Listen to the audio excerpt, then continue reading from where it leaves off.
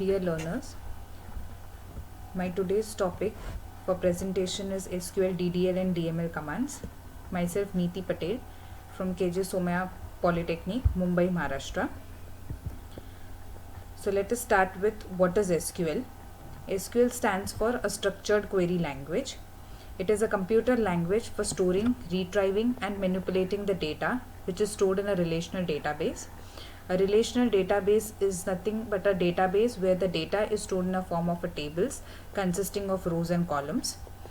So the SQL functions fit into two broad categories. The first is data definition language DDL and second is data manipulation language DML. So here is a representation of a database where a data can be inserted, and after the insertion is complete, if you want to delete the database, the contents can also be deleted. To perform these operations like insertion and deletion, we make use of two languages. The first is DML language, which stands for data manipulation language.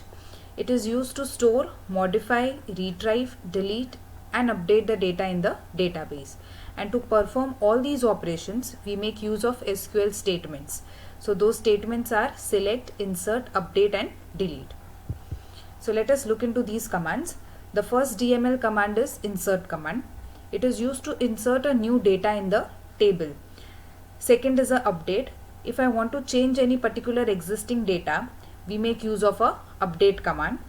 Next is a delete command. If I do not want a data to be stored in the database, I can remove that contents from the database by making use of a delete command. And the last is a select command. It is used to select the records from the table, as well as it is used to observe the outputs of insert, update and delete command. Next is DDL commands. DDL stands for data definition language. It is used to build and modify the structure of a table in a database, and to do this modification on the structure of a table, we make use of certain SQL statements. Those statements are create, alter, drop, truncate and rename. Let us see the description of each command. The first is the create command. The create command will allow you to create a table as well as a database. Next is the alter command. It will allow you to add a new column in a table. So for example, if I have created a table with 4 columns and if I wish to change and add one more column, I can do that with the help of an alter command. Next is a drop command. To remove the tables from the database, I can make use of drop command. Next is truncate.